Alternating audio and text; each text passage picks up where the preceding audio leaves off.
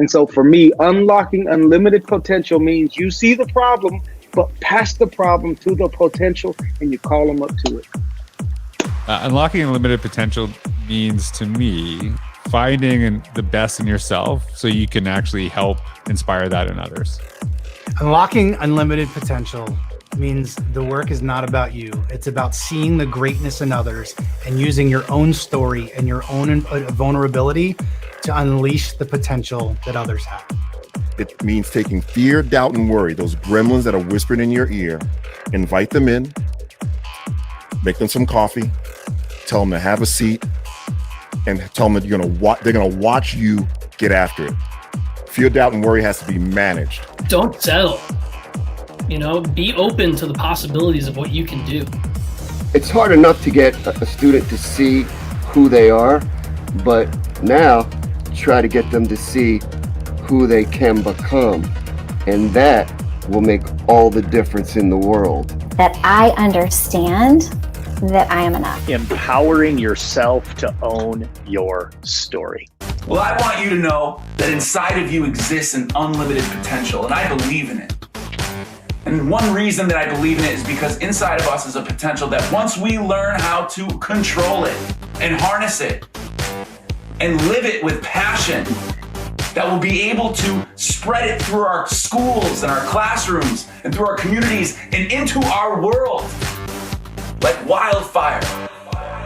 Join me on the journey as we explore together unlocking unlimited potential.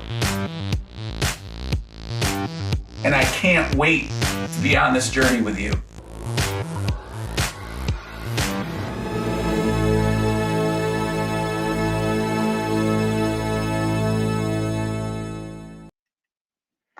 Welcome to the Unlocking Unlimited Potential Stories show. Hope everyone is doing well out there.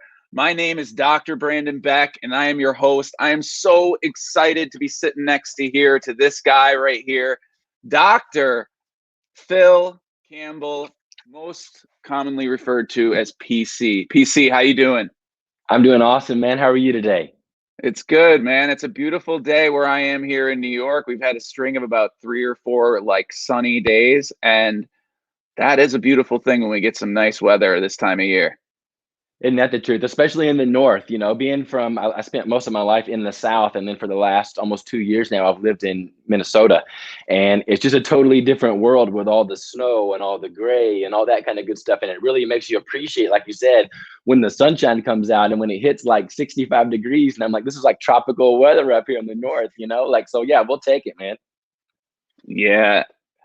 Absolutely. It's like with those people in Arizona who wake up to the sunshine all the time and they're like, oh, it's just another sunny day. And you're like, well, I could get used to that. But then they're like, well, I like the 4 seasons. There's the whole mindset about what you like and what you're used to. And when you don't see sun for a little bit, it's definitely nice to get it out there. But enough about sunshine. Let's talk about you, my man. So PC, tell everybody who you are. I know a lot of people out there. I got a lot of people who listen to this show that are Jostens Renaissancers. So we're excited to have them here. So I know a lot of them know you, but for those of you that may not, would love to have them share a little bit. Tell us a little bit about who you are. Absolutely. So I was born, we'll go way back to the very beginning. I was born in Jacksonville, Florida. My dad was stationed in the Navy there, so lived there in base housing and then lived there for about a year or 2. And then we moved to Baton Rouge, Louisiana. And then shortly after that, when Nissan Automotive Manufacturing Company opened in Smyrna, Tennessee, my dad got a job working there. And so that moved us to the Tennessee area, the Middle Tennessee area, specifically to Murfreesboro, Tennessee. It's about 30 minutes southeast of Nashville. And so that's where I grew up. That's where, I played baseball and soccer and football and all those things. Went to high school, went to college. Actually had the opportunity to play college baseball at Middle Tennessee State University. And when I was there, what I studied, one thing I knew that I didn't want to study was education. My grandma was a teacher. My aunt was a teacher. My mom was a teacher. My brother's in education. And so I grew up around the world of education. If there was anything that I knew, it was that stereotype that, quote unquote, teachers don't make any money, right? And I was not about that life, And so I was like, I'm not going to be a teacher. And so I messed around with a couple of different things. I was in commercial real estate for a little while, didn't really like that. And I ended up graduating with my degree in agriculture. My grandparents live in Illinois in a very rural, very farming community. And I just loved the whole lifestyle. I loved the whole concept of what it was all about. But the issue was I didn't have any farm background or farm experience. And so I really struggled with getting a job in that field. And so around about that time, my dad, who was working at Nissan still, he got me a job working there in the factory. And I call it the dungeon because it was a horrible experience for me. I worked there for like a year, and hats off to anybody that can do that. It's just not the way that my mind, it's not the way that my mentality works. I'm doing the same thing over and over and over and over again. And like I said, absolutely hated it. And so one of my buddies was a high school baseball coach in the area. And he said, "Hey, would you coach my fall ball team? I'll give you $500 if you'll coach." It was like 10 or 12 games, right? And at that point in my life, $500, that was like winning the lottery. And I'm like, well, for sure. Like, I'll take $500 all day long, right? And so I went out there and I did it strictly for the money. But I absolutely fell in love with those kids, and I fell in love with coaching. And I was like, this is what I want to do. And so I went back to school. I got my master's of business education degree so that I could teach, and more specifically, so that I could coach. So I coached for 9 years at the high school level. I coached for 2 years at the collegiate level, up until the time that my son Brooks was born. And as we were talking about before the show started here, coaching takes so much of your time, especially at the collegiate level, because you're on the road for a 3-game set. You've got to be out recruiting. You're doing this, you're doing that. And so at that point, I chose to get out of coaching and got back into high school, and I became, quote unquote, just a teacher. I didn't want to miss those first steps and those first sounds and those things that go along with being a parent, right? I had a horrible, horrible experience that first year outside of coaching and just strictly teaching. I taught a class. It was called Success 101, Brandon, and it was nothing but freshmen all day long. There was no curriculum, no books, no nothing. I was just supposed to help them with their transition into high school. I was not a good teacher. Okay. And so every day it was just like World War III in there. Like, I was trying to get the kids were trying to get me. And it was just like, I just wanted to quit. Like, I just wanted out. But I knew, like, I've never quit anything in my life. I couldn't just like walk away. I had to get through that school year.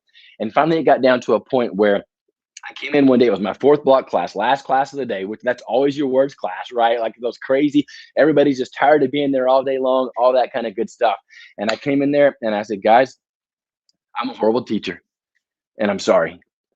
And I want to be better. I want to do better, but I don't know how. And so I really need your help on this journey. And it was one of those crazy events in my life where I broke down, I opened my heart, and I started loving my kids. And the crazy part about the whole thing was that they started loving me back.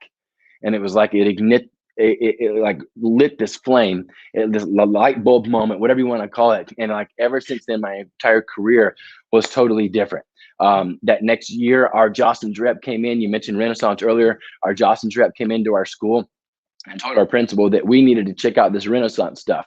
And so he came to me because I wasn't coaching anymore. And he says, "You're not doing anything else. You're going to do this Renaissance stuff." And I'm like, oh, great. And like, you know how it is in education, like programs come and go every single year. To me, it was just the latest, greatest thing. We'll do it for a year, maybe 2, whatever. I couldn't have been more wrong. It completely turned our school upside down. It turned our community upside down. And in a lot of ways, it turned me upside down as an educator and as an individual. And so we just had tremendous, tremendous success with it there. Our toxic, point blank, it was just like our culture was just toxic. Like, we had fights all the time. I always tell the story. There was a time I was trying to break up a fight. The kid turned around, tried to fight me.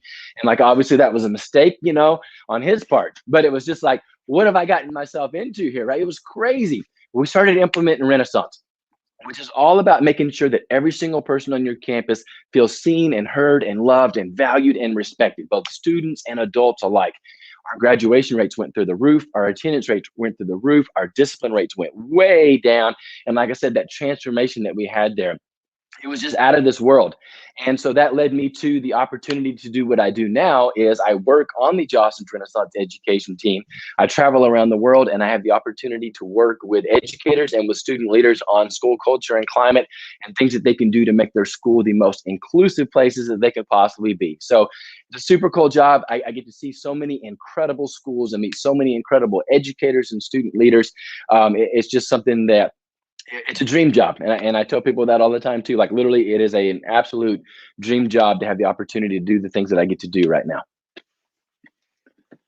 Wow, that is quite a story, man. That is a lot in the making right there. That's impressive. And I love that. And you're coming in from a place of a horrible teaching experience and using that as a moment to look within.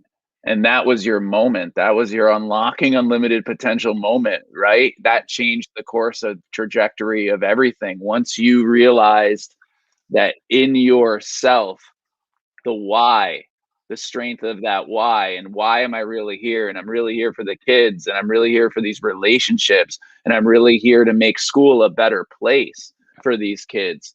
And I think what I love too is that you come from coaching, because that's something we both share, that passion. And I think that a lot of that whole idea of, hey, taking these kids from nothing to something, you get that so often in coaching, no matter where you are, because you got to get these guys to work together and they got to go out there and compete, or these girls have to compete and they have to get out there and together. At the beginning of the season, they start in one place, but then they end up in such a better place normally by the end of the season. And seeing that growth is such an awesome experience. I can share your love for that as well. But, you talk about that class, Success 101. You think you'd teach Success 101 a little differently now if it was your first day? Oh, I think absolutely. Like I said, when I first got into teaching, I taught, and naturally, we all teach the way that we learn the best. And I was very blessed and very fortunate academically. I had parents that supported me from an academic standpoint. And so most learning came very easy to me. And so when kids struggled with it, I had a hard time understanding, like, what are you not getting here, right? Like I said it, like it's just got to go right in there, And I think the other part of that conversation too, Brandon, is I was raised, I wasn't rich by any stretch of the imagination, but definitely in like a middle class family. And that last high school where I was at that I was talking about was lower middle class, and a lot of it just poor and poverty. And I had a lot of trouble connecting and understanding where those kids were coming from. I had a lot of trouble understanding that a lot of those kids were more concerned about if they were going to get to eat that day than they were about worrying about any kind of standard I could ever write on the board, right? And so that was a major aha moment, a major realization for me. And it's kind of like what you said there with the coaching aspect. I would treat those kids on the baseball field one way, but then I would treat my kids in the classroom a totally different way.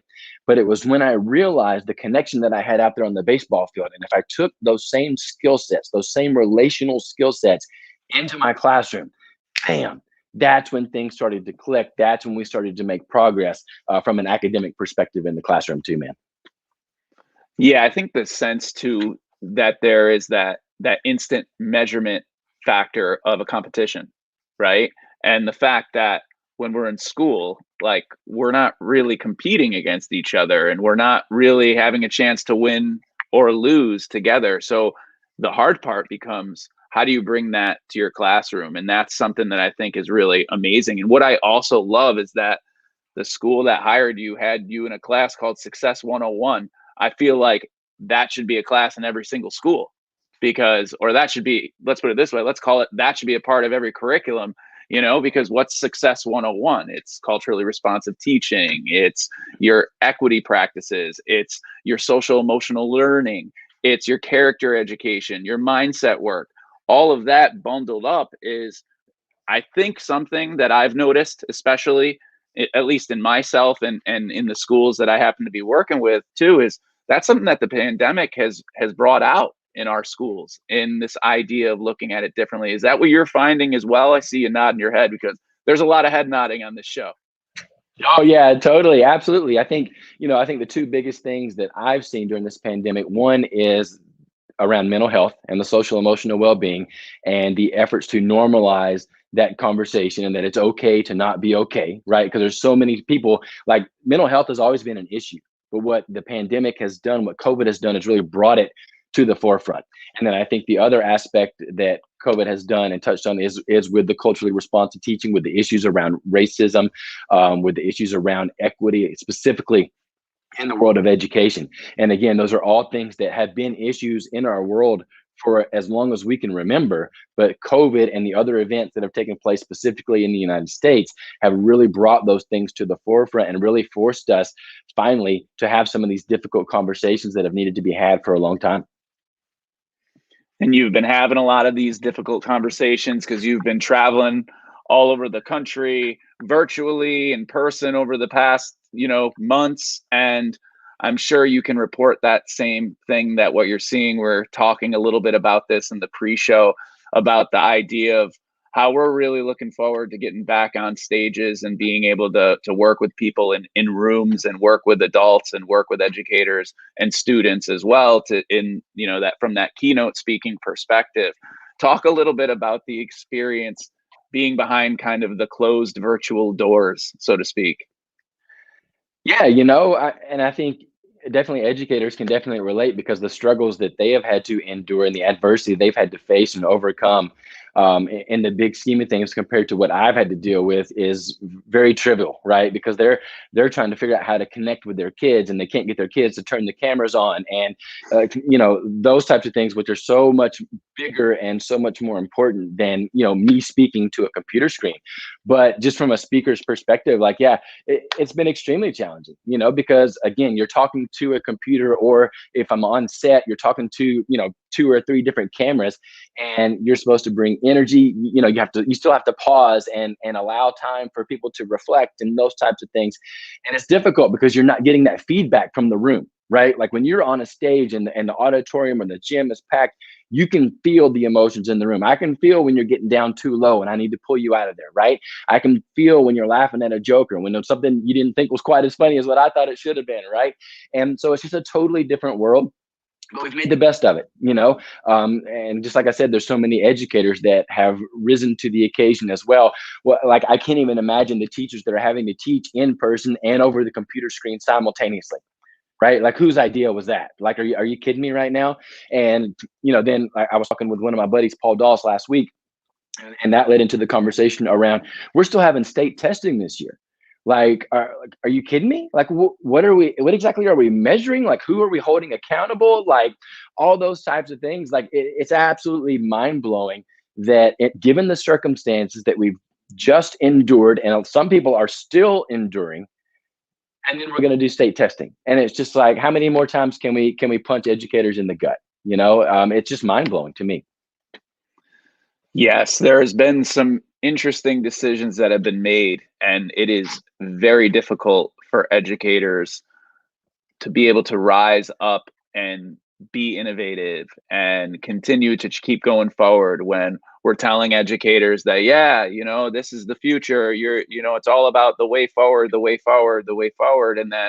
But we're still going to test it the same way we've been testing it for 20 years. And that is exactly that punch in the gut that we did not need to have. And, educators, we're behind you. We believe in you, continue to believe in yourself, that if you're out there and you're wondering why you're doing something, come back to what PC said earlier. If it's about the kids, if it's about what's in your heart, then we're really talking about what's right. And I think that's really something that I see a lot in your work.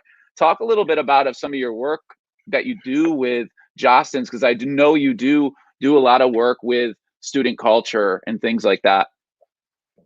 Yeah, so every year we have a student tour, and then we also have an educator tour. This year, obviously, all those things were virtual. So this year it was called the Jostens Renaissance State of Student Leadership Conference.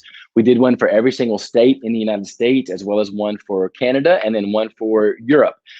So those were super fun. We like again, we made the absolute best out of the situation that we possibly could.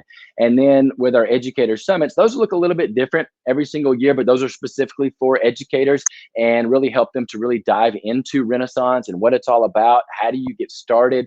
What does it look like on your campus if you're in a high school, if you're in a middle school, if you're in an elementary school, those types of things. But then the biggest event that we put on, the granddaddy of them all, if you will, is our Jocelyn's Renaissance. In most years, it's the Jocelyn's Renaissance National Conference. This year, for the second time, it'll be the Jocelyn's Renaissance Virtual Conference. And so that's coming up in July the 20th through the 22nd. We're super excited about that. We've got an unbelievable lineup of speakers that are going to be working there. You were showing that opening video there, and I was just kind of smiling to myself. We actually had George Kuros 2 years ago in 2019. He is absolutely incredible. This year, we've got Tom Murray. He's going to be one of our speakers, along with Joe Sanfilippo, Manny Scott, who was also on that opening video there, LaVonna Roth, and then Houston Kraft. Those are our 5 keynotes for this year for the Jocelyn's Renaissance Virtual Conference. So I'm excited about that from an educator standpoint, just to be able to hopefully sit back and just kind of soak some of that knowledge in. Because as you know, you're familiar with all those people as well. They're all phenomenal speakers and even better people. And so again, just super excited about the conference this July. Yeah, that's a rock star lineup right there. That's going to be awesome. I had the chance to have Manny and Thomas and others on this show, and for those others that are out there, feel free to reach out to me. I'd love to have you on as well. But those two are awesome. Manny was on last week. Manny's an incredible individual. Tom was on a couple weeks before. Just what I love about them and what I love about the work that they're doing is that it's all about the relationships. It's all about educating all students, and specifically really looking at those groups of those kids that are considered underprivileged, underfunded, underachieving, that get those labels or those stereotypes that immediately put them at a disadvantage, honestly. And starting with them, and if we can start there with those students, and if we look at what we're doing with those kinds of situations, then we're able to take ourselves and use that with anybody we work with, because being able to really find that relationship within and being able to teach kids about the why of what's going on and being able to teach kids that this matters and it matters that you're here. And like you said, I know the title of your book. I love it. I see you, I hear you, I love you. It goes in line with everything that is being said by all of these amazing people. And these amazing people have great followings because they're doing the right thing. And that's what it's all about, you know. And again, that goes back to that light bulb moment, that Success 101 class with that 4th block, when that light bulb went off. And it was like, this isn't so much about the standards, it's about the heart work that we have. Can someone shut the door? It's about the hard work. It's about those connections. It's about those meaningful relationships that we make with those young men, young women that we have in our classrooms. Yeah, and that's what it's all about. It's all really about just making sure that we're always there and able to do everything that we can for our kids, because if we can do that ultimately at the end, isn't that really where we're supposed to be focusing our efforts when all is said and done? Absolutely. You know, like it's about changing lives. And we talked about success earlier. How do we put kids in a position to be successful? And if we can accomplish that as an educator, then to me, that means that we were successful. And you talk a little bit about success, and we talk about people who are out there and doing great work. And one thing that we do on this show is we always look to dedicate this show to someone who is out there unlocking unlimited potential in all whom they serve. Today we have an amazing person. I know we both know her well. I'm going to share a little picture of her up on the screen. Shout out to Melissa Wright. She is an amazing individual. I've had the chance to work with her. Myself and Darren run a coaching program called Unlocking Unlimited Potential on the Road to Awesome. And she is definitely one of those people who is doing all of that. She's a high school educator. She's a speaker. She has a phenomenal webpage. Make sure you check out her webpage because she's done a great job with her website. You can follow her. She's also a Renaissance advisor, and she is from New Brunswick, Canada. I'm going to take it over to you. I know you've had some work with her and had some connections with her as well. Yeah, just one of the most happy and genuine people that I've ever met. Like every time I see her, every time I talk to her, she always has a smile on her face. Her energy is like absolutely contagious. And what she does in her classroom for her kids and in her school there at Kennebecasis Valley High School, it's absolutely phenomenal. And then she does so much work spreading her love and her passion for Renaissance and for the world of education throughout Canada and even beyond. Like she always comes and presents at the Jocelyn's Renaissance National Conference, which is always cool to have different people from outside the country to come in and be a part of that too. But just a phenomenal educator and an even better human being. Melissa Wright, she's absolutely incredible, and I'm honored to know her. Well, we rise by lifting up others on this show. So shout out to you, Melissa. Keep doing what you're doing. Keep educating with passion. Thanks for everything out there. So PC, we talk a little bit about a lot of things are starting to go on for you in terms of returning to in person. So what's next for you on your schedule? Yeah, you know, and so like I said, beyond the conference that we have coming up in July, starting in August is when things really get back rocking and rolling as schools start to come back and they're doing their staff development and those first day of school kickoffs with the kids back in the building and all that kind of good stuff there. So super excited to be back again in person. Like I said, we've made the best of the situation as we've had to. I think there will still be a virtual component to a lot of the things that we do moving forward. But there's nothing to me that can replace, like I can watch AC/DC on YouTube all day long, right? But it's totally different being down there in the floor seats and watching Angus just rock it out, right? Like it's a totally different feeling. And so I'm really looking forward to being back in person and getting to work with educators and student leaders again. And so, like I said, I'll get started back on that again in August, and I'm just like counting down the days, man. Like, let's go. It's promising to see that schools are already thinking, yeah, we're going to start bringing people back in. We're going to get fired up by awesome people again. We're going to get our students fired up. That's amazing to see. And I know we've come so far, but it's just amazing to see that that's what we're looking at on the horizon. So, you know, great to get back into schools. I'm excited to get back in there as well. And I think it's just going to be great once this is now, we've all had the time to kind of refine, retune, and really create some awesome stuff that's timely and efficient, which I think is great as well. So you can't deny you got a rock star kind of thing going on there. So talk a little bit about what's that all about for you? Well, I love music, and I've always loved music. It's something like I grew up, like I can remember my very first concert was I was a little kid in Baton Rouge, Louisiana, watching Hank Williams Jr., and I was like dancing in the aisle. I'm like 3 or 4 years old, and I'm dancing in the aisle to Hank Williams. Like I have always loved music as long as I could remember. And so as I got older, one of my I don't really want to call it a regret because I don't really like regret things from my childhood, but I wish that I got started like learning how to play music at a much younger age. I got my first guitar probably 7 years ago, I guess, something like that. And I just wish that something I had like picked up when I was like 6 or 7, because you learn so much easier then, right? It's kind of like foreign language. Why do we wait until high school to start teaching our kids foreign language, right? Like, why isn't that starting in like kindergarten and first grade when they readily absorb this information? Like we'll get on a soapbox there. It's so backwards. But so anyway, I love music, and it's something that I've incorporated into my live shows when I speak. I always end it with a "Don't Stop Believing" sing along.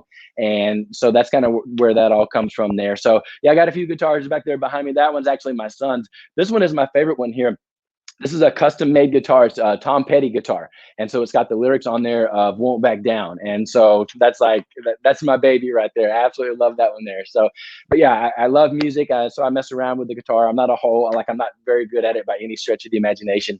But my son is actually in School of Rock, which I'm super proud of him for that. So he's the lead singer in their band. And then he's also started taking drumming lessons too. So very excited for him. Cause like I said, what I didn't do when I was young, he is doing. So I'm excited, and hopefully that's something that he's going to latch onto. And because I always tell him, like, if you can play music, if you can sing, if you can pick up a guitar, you can fit in almost any social setting, you know? So that's something that'll benefit him for years and years down the road.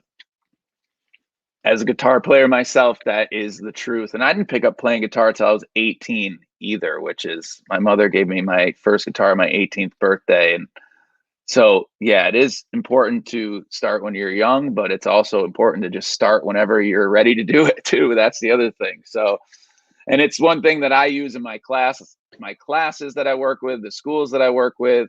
You know, I even use it when I keynote speak. I did a presentation not too long ago and I rocked it out at the end. And I think it's important to just kind of, it's good to break it up throughout the day. Like I always like to like give instruction and then I walk around and just repeat important words from the instruction to make sure kids are getting it and the repetition of it. And music has so many amazing things inside of it that we can use for our students.